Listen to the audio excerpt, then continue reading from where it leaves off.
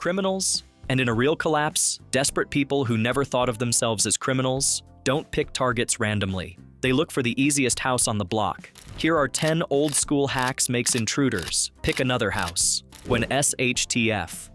Hack 10. Gravel and loud ground cover. Sound is one of the oldest and most reliable perimeter defenses available, and it requires no electricity, no maintenance, and no ongoing cost beyond the initial material. A pathway of loose gravel, particularly larger pea gravel or crushed stone, roughly ½ inch to 1 inch in diameter, placed around the perimeter of a house, under windows, and along likely approach routes, makes silent movement essentially impossible. This isn't theoretical. Security consultants and law enforcement have long recommended gravel as a low-cost perimeter alert system for exactly this reason. A person attempting to move quietly across a gravel bed will generate noise loud enough to alert occupants and, more importantly, loud enough that the intruder knows they've been made noisy. That awareness changes behavior.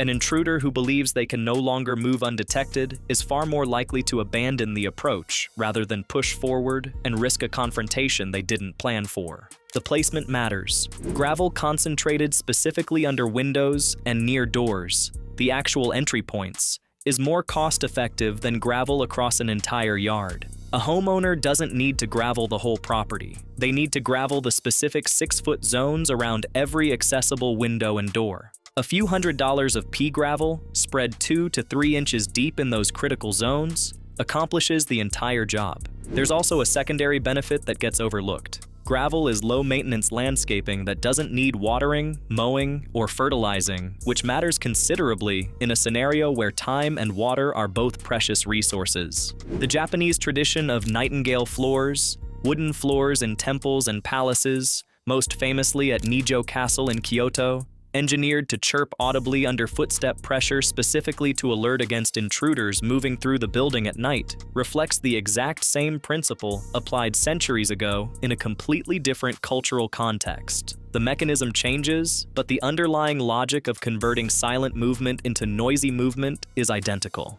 It's worth noting that gravel works best as one layer in a broader noise-based perimeter rather than a single standalone measure. Combined with other sound-based deterrents covered later in this list, a property can be effectively wrapped in a system that makes silent approach from any direction functionally impossible without spending anything on electricity or batteries.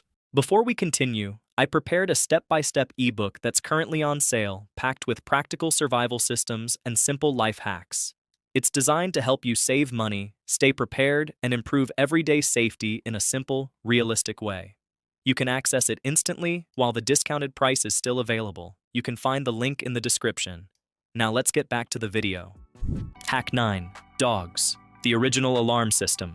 Before electronic alarm systems existed, dogs were the standard home security technology, and in a grid-down scenario, they become the standard again by necessity. The same UNC Charlotte burglar survey found that the presence of a dog was one of the most significant deterrents reported by convicted burglars, more significant than visible alarm system signage in many responses, and considerably more significant than fencing or lighting. The deterrent value of a dog operates on multiple levels simultaneously. Dogs detect approach through scent and hearing well before a human would notice anything, and they vocalize immediately, which removes the silent approach advantage that intruders depend on entirely. Beyond detection, dogs introduce genuine physical risk and uncertainty that most opportunistic intruders are unwilling to accept. A determined and well-prepared intruder can deal with a dog. An opportunistic one, which describes the overwhelming majority of break-ins, including in collapse scenarios where most intruders are desperate neighbors rather than career criminals,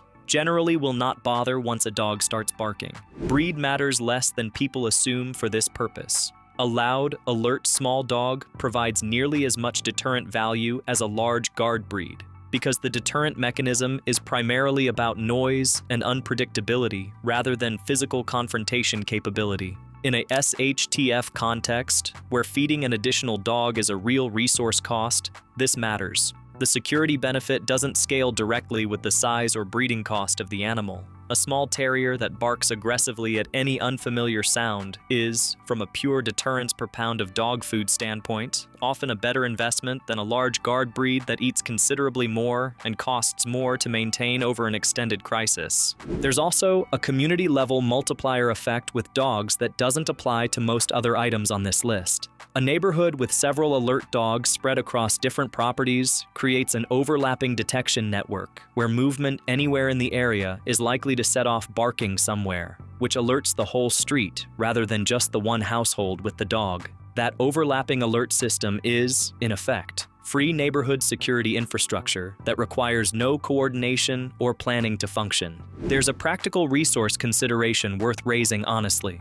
Feeding a dog in an extended SHTF scenario where food supply is uncertain is a genuine cost, and it's reasonable for households to weigh that cost against the security benefit. Dogs can be fed on a leaner diet than their normal commercial food during an extended crisis. Table scraps, hunted small game, and reduced but adequate caloric intake can sustain a working dog through a difficult period without the dog losing its functional alertness, though this requires more attention to the dog's actual condition than simply assuming it will be fine indefinitely on reduced rations. Hack 8. Thorny and defensive landscaping. Defensive landscaping, sometimes called hostile vegetation in security and crime prevention literature, uses thorny, dense, or otherwise unpleasant plants strategically placed beneath windows and along fence lines to physically discourage approach. This is a documented and widely recommended crime prevention technique used by police departments and security consultants under the broader framework known as Crime Prevention Through Environmental Design, or CPTED, which was formalized by criminologist C. Ray Jeffrey in his 1971 book of the same name and remains a standard reference in urban planning and security architecture today. Roses with substantial thorns, holly, hawthorn, bougainvillea, barberry, and pyracantha are commonly cited examples. Planted in a dense hedge beneath ground floor windows, they make window access painful and time-consuming in a way that a determined intruder will generally avoid if other options exist. The plants require no power, no maintenance beyond normal gardening, and once established, provide permanent, self-renewing security that improves rather than degrades over time as the plants mature and thicken into an increasingly impenetrable barrier. This approach predates modern security entirely. English country houses for centuries used thick hedgerows, often holly or hawthorn, both for property boundaries and for exactly this defensive purpose. The practice simply fell out of common use as electronic alarms became affordable, not because it stopped working. It fell out of fashion, not out of function. There's an additional layer to thoughtful defensive landscaping that goes beyond simple thorniness. Strategic placement near gutters, low roof access points, and side yard pathways closes off the secondary entry routes that a determined intruder might use to avoid a more obviously guarded front approach. A house with a clear, open front yard but unguarded side access is, from a security standpoint, only as secure as its weakest unguarded point. Defensive landscaping that wraps fully around accessible ground floor points, rather than just the visually prominent front of the house, closes that gap. Hack 7. Visible signs of occupation and activity. Burglars consistently report avoiding homes that show clear current signs of occupation. The principle is straightforward.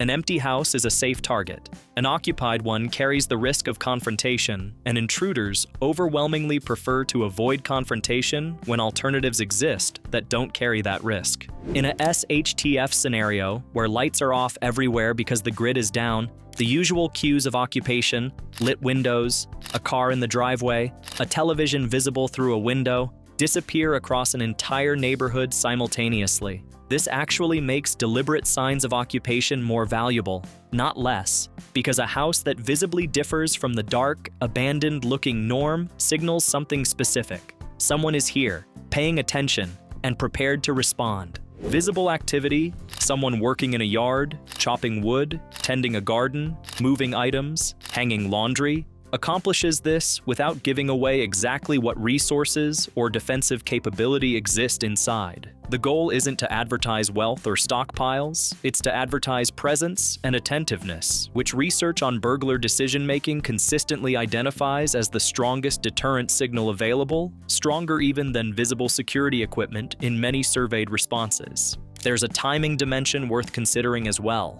Activity that's visible during daylight and absent at night actually reinforces the impression of a normally functioning, attentive household, rather than one that's either abandoned or, conversely, suspiciously active around the clock in a way that might itself draw unwanted curiosity. The goal is to look like a household with a routine, present, engaged, and predictable in the sense of clearly being lived in, rather than either empty or conspicuously fortified. The opposite mistake is worth flagging too. A household that goes completely dark and silent, with no visible movement for days, reads as either abandoned or as people deliberately hiding, and deliberately hiding can sometimes attract curiosity rather than deflect it, since it implies something worth investigating. The safest presentation sits in the middle, enough visible, ordinary daily activity to look lived in and unremarkable without behaving in a way that telegraphs fear or excessive secrecy to anyone watching from the street. Hack 6. The sentry bell or wind chime perimeter. Long before electronic motion sensors, households used simple mechanical noisemakers, bells, chimes, tin cans strung on wire, along likely approach paths and fence lines as an early warning system. This is a technique with documented use across multiple historical contexts, from rural homesteads to military outposts, using improvised tripwire noise alerts as a low-cost perimeter security measure when sophisticated detection equipment wasn't available or wasn't trusted. A length of fishing line or thin wire strung at shin height across a likely approach path, with bells or cans attached, will alert occupants to anyone moving through that area in the dark, which is functionally most of the time in a grid-down scenario where artificial lighting at night draws unwanted attention anyway, and most movement, both legitimate and otherwise, shifts toward nighttime hours. The advantage over more sophisticated motion sensors is total: no batteries, no maintenance, no failure mode beyond physical damage, and complete functionality regardless of how long the grid stays down or how depleted battery reserves become for everything else in the household. The placement principle is the same as with gravel. Concentrate the noise-making perimeter at the actual approach routes rather than trying to cover an entire property boundary, which is both unnecessary and impractical for most suburban or rural lot sizes. Gaps in fence lines, gates, and the natural paths that anyone would take walking from a road or tree line toward the house are the priority zones. A more elaborate version of this same principle uses multiple lines at different heights and distances from the house, creating layered warning rather than a single trip point. The first line, further out, gives advance warning. A second line closer to the house gives confirmation that whatever triggered the first alert is still approaching, rather than having moved off in another direction. This layered approach, while requiring more material and setup time, provides meaningfully better situational awareness than a single perimeter line, and it costs essentially nothing beyond fishing line, wire, and noise-making attachments that most households already have lying around in some form. One additional refinement worth mentioning: spacing the noisemakers irregularly along the line, rather than evenly, makes the system slightly harder for a careful intruder to anticipate and step over deliberately once they realize a trip line is present. It's a small detail, but small details compound when dealing with someone determined enough to probe a perimeter slowly and carefully rather than rushing through it. Hack 5. Reinforced door frames and strike plates. This one isn't romantic or old-fashioned in the folksy sense, but it is genuinely old. Door reinforcement techniques using simple mechanical principles have been part of home security since locks themselves became common centuries ago. The weak point in most residential door security isn't the lock. It's the door frame and the strike plate, the metal piece the lock bolt extends into. Standard residential construction uses strike plates secured with half-inch screws into softwood door frames, which can be defeated with a single firm kick in a matter of seconds, a fact that home security researchers and police departments have documented extensively in residential burglary studies. Replacing standard short screws with 3-inch screws that penetrate through the door frame and into the actual wall stud behind it, not just the trim, transforms the door frame's resistance to forced entry by an enormous margin. This is a 15-minute task requiring a screwdriver and a box of screws costing a few dollars, and it converts a door that can be kicked in instantly into one that requires sustained, loud, time-consuming effort to breach. That extra time and noise is precisely what tips the calculation toward abandoning the attempt, since the entire advantage an intruder has is speed and surprise. Combined with a heavy-duty strike plate, a metal reinforcement plate that distributes impact force across a wider area of the frame, typically spanning 4 to 6 inches rather than the standard 1-inch plate, and a door with a solid core rather than a hollow interior, this represents one of the highest value, lowest cost security improvements available, and it requires no electricity, no subscription, and no ongoing maintenance beyond an occasional check that the screws remain tight. The same principle applies to door hinges on the opposite side of the door, which are frequently overlooked. Standard hinge screws are just as vulnerable as standard strike plate screws, and an intruder who can't kick through the lock side will sometimes attack the hinge side instead if it's the weaker point. Upgrading hinge screws to the same 3-inch wall stud penetrating standard closes that secondary vulnerability for the same minimal cost and effort. Hack 4. Window security, film, and bars. Glass is, and always has been, the weakest point in most home perimeters. Security window film, a clear adhesive polyester film applied to the interior of window glass, doesn't make glass unbreakable, but it dramatically increases the time and noise required to breach it because the film holds shattered glass together rather than letting it fall away cleanly. An intruder attempting to break through filmed glass faces a slower, louder, messier process that significantly increases their exposure to detection, which is precisely the trade-off that turns a quick smash and grab into a prolonged, risky struggle. Window security bars, the more visually obvious option, have been used for security purposes for centuries, predating any modern security technology by a wide margin. Wrought iron security bars on ground floor windows were standard practice in urban European and American architecture going back to at least the 18th century, both for security and, in some contexts, fire escape regulation considerations that emerged later in the 19th and 20th centuries as building codes formalized. The deterrent value of visible bars operates partly through the same mechanism as visible occupation signals. It communicates that the resident has already anticipated forced entry attempts and prepared accordingly, which shifts the calculation for anyone evaluating the house as a target. Security consultants note that visible hardening measures, bars, film, reinforced frames, work partly through actual physical resistance and partly through signaling that discourages the attempt before it even begins, since most opportunistic intruders are looking for the path of least resistance rather than a genuine engineering challenge. A practical note on window bars in a SHTF context specifically: fixed bars without an interior quick-release mechanism create a fire safety hazard, trapping occupants inside during a house fire, which is a meaningfully elevated risk in a grid-down scenario where fire departments may not be responding promptly or at all,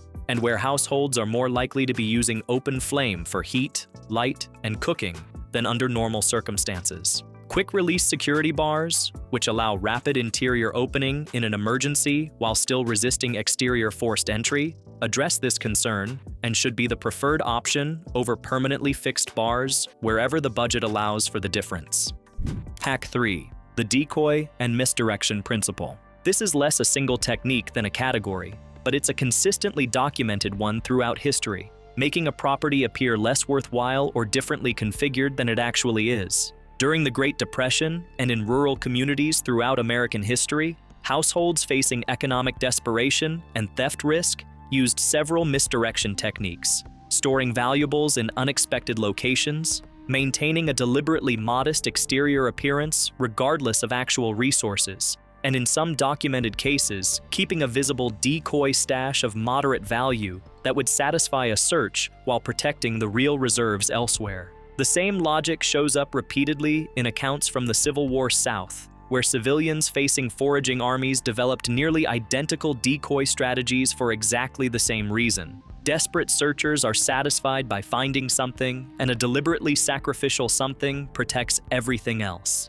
In a SHTF context, this principle extends to the property's overall presentation, A house that looks resource poor, modest, slightly run down in non-structural ways, with no obvious indicators of stockpiled supplies, is a less attractive target than a house that broadcasts preparedness and abundance. This runs counter to some instincts in the preparedness community, where investment in visible security hardware can inadvertently signal valuable things are here, rather than this isn't worth the risk. A house with an obviously expensive security camera system, a generator humming audibly, and a well-stocked greenhouse visible from the street is, paradoxically, advertising exactly the kind of target that's worth the risk to a sufficiently motivated and organized group of intruders. The balance point is Hack 7 and Hack 3 working together. Enough visible activity and attentiveness to signal occupation and risk, without visible signals of abundance that would make the risk worth taking for a sufficiently desperate intruder. The ideal presentation, in security terms, is a house that looks occupied, alert, and unremarkable.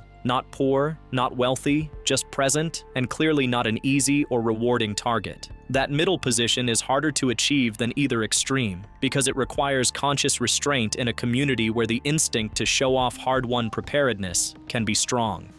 Hack 2. Defensible approach geometry. This concept comes directly from architectural security theory, formalized significantly by Oscar Newman's 1972 book, Defensible Space, which examined how physical layout influences crime rates independent of any other factor, drawing on his research into public housing developments in New York City and elsewhere. The core principle, spaces with clear sightlines, limited concealment, and obvious territorial markers are consistently safer than spaces that offer concealment and ambiguous ownership boundaries to anyone approaching. Practically, this means clearing dense shrubbery away from approach paths and entry points, while still maintaining the thorny perimeter plants from Hack 8 specifically beneath windows, which serve a different purpose. Maintaining clear sightlines from the house to the street and surrounding property, and using lighting, fencing, or simple visual markers to establish where private space begins.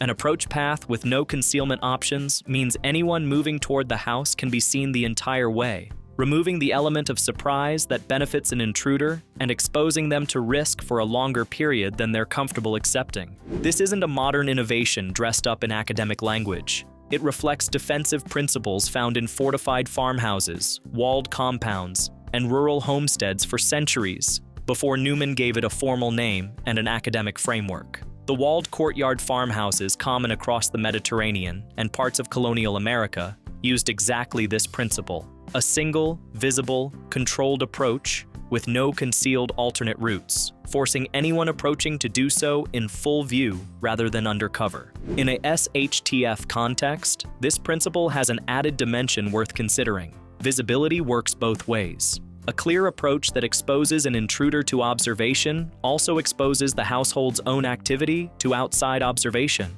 The solution most security-conscious households land on is a layered approach. Clear sightlines on the immediate approach to the house itself, while broader property activities that reveal resources or routines happen in less visible interior zones of the property where outside observation is naturally limited by terrain, fencing, or outbuildings. Lighting deserves a specific mention here, with the obvious caveat that a true grid-down scenario removes electric lighting as an option for most households. Battery or solar-powered motion-activated lights placed at key approach points can still serve this function on a limited budget of stored power, and even simple reflective markers or pale gravel that catches available moonlight can help maintain visibility along an approach path without consuming any power at all. The goal isn't floodlighting the entire property. It's maintaining enough ambient visibility that the defensible geometry principle still functions even after dark.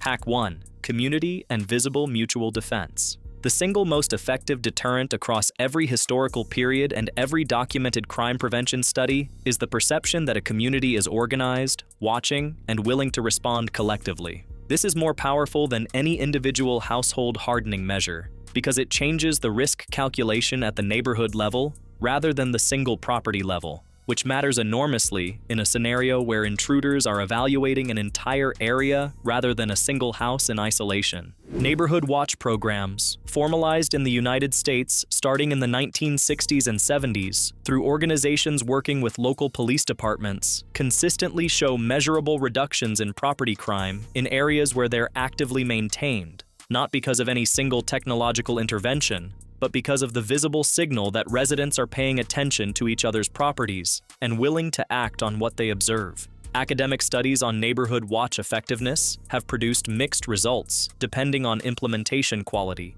but the consistent finding across most research is that visible community cohesion and communication correlate strongly with reduced opportunistic crime. In a SHTF scenario, this principle becomes exponentially more important, not less. An isolated household, however well fortified, is more vulnerable over an extended crisis than a household embedded in a community of neighbors who watch out for each other, share information about threats, and present a unified deterrent. Visible signs of this: coordinated patrols, shared signal systems, neighbors who know and check on each other, communicate to any potential intruder that targeting one house means dealing with the attention of several, which is a fundamentally different risk calculation than targeting an isolated property where a confrontation, if it happens with no witnesses and no backup for the defender. Building this kind of community cohesion works far better when it starts before a crisis rather than during one. Neighbors who already know each other, who've already discussed what they'd do in an emergency, and who already trust each other enough to coordinate a watch rotation are positioned to act immediately when something happens. Neighbors meeting each other for the first time during an active crisis, trying to establish trust and coordination from scratch under stress, are starting from a significant disadvantage that simply introducing yourself at a normal neighborhood barbecue would have avoided entirely. The historical examples of this principle extend well beyond the American frontier reference already noted. Medieval European villages organized around shared defensive structures. The village green with a central well and assembly point, the parish bell used to summon collective response to threats, shared watch rotations during periods of regional instability, all reflect the same underlying logic applied across different centuries and different threats. The technology and the specific threat changes. The underlying principle that collective visible vigilance outperforms individual isolated defense does not.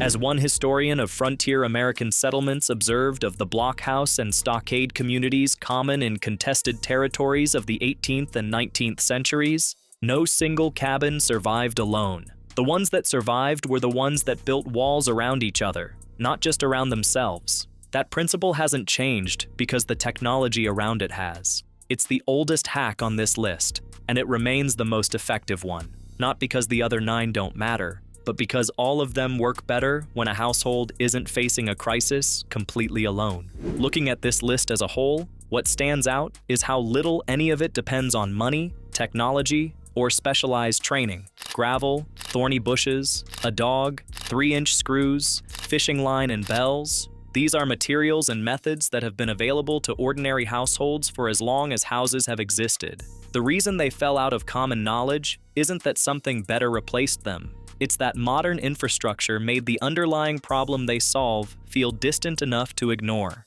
A grid-down scenario simply restores the problem to its original, very old, very solvable form. None of these 10 measures require waiting for a crisis to implement. Gravel can go down this weekend. Screws can be swapped out in 15 minutes. Thorny shrubs take a season to establish, but cost almost nothing to plant. The households that come out ahead in any genuine SHTF scenario aren't the ones scrambling to figure this out after the lights go out. They're the ones who treated these as ordinary home improvements long before anything went wrong, the same way people treat smoke detectors or a fire extinguisher under the sink. The grid going down doesn't suddenly make a house vulnerable. It just removes the layer of modern convenience that was quietly masking how vulnerable it already was. If this video gave you some practical ways to think about home security that don't depend on the grid, hit the like button. It helps more people find this content. And subscribe to the channel for more no-nonsense preparedness content built on real history and real research.